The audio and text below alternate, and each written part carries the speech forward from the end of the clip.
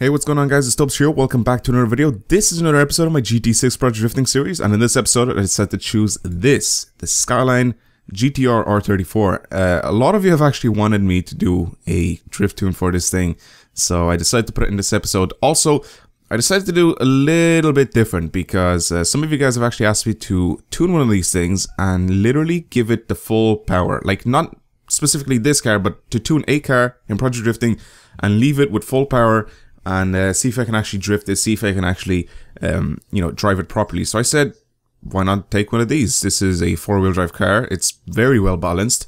So yeah, tuned. It looks like this.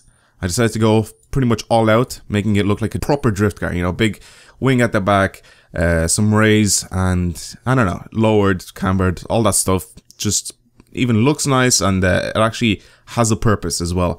But basically, I decided to put this with full power. So this has, let's go into the setup and I'll show you exactly how much it has.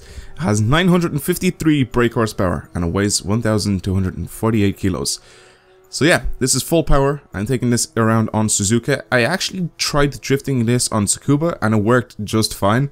But since I made the transmission a little bit longer, it worked a little bit better on Suzuka, and I didn't bother changing it back to something a little, more for Tsukuba, I guess. Anyway, so on the track, I don't know, it's actually very easy to drive. I didn't think it was gonna be this easy. Like, when you take it out on the track and you try to drive it, you're obviously gonna notice that it has the 900 horsepower. You're obviously gonna notice that part almost instantly. Like, there's a bit here that I didn't show in the video, right at the end, right after I finished the lap, after I finished everything.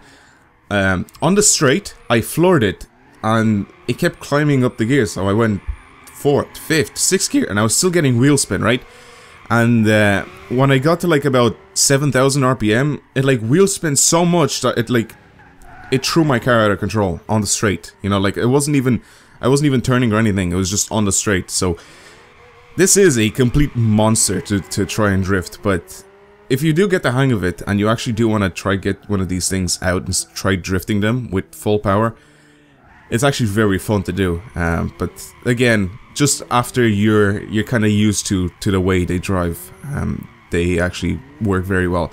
To be honest, it's not as hard to drift as the Veyron. The Veyron, like, I've done the Veyron before. I've done it in one of my challenge series episodes, and I've drifted the Veyron. That thing has like 1,200 horsepower, 1,300 horsepower, something like that. So it's full power. It is four-wheel drive, and it's not really tuned similarly to this. But this thing is so much easier to drive. It just feels like you're in so much more control when you're driving this Skyline over the Veyron. I don't know why. It's just a lot better to drive this. But that's pretty much it from me. Hopefully you guys have enjoyed this episode. Thank you again for watching, and keep giving your guys' suggestions down in the comments below, because as you can see, I do read them out, or whatever, read them back to myself and try to do them. But anyway, thank you for watching, and I will see you guys later. Goodbye.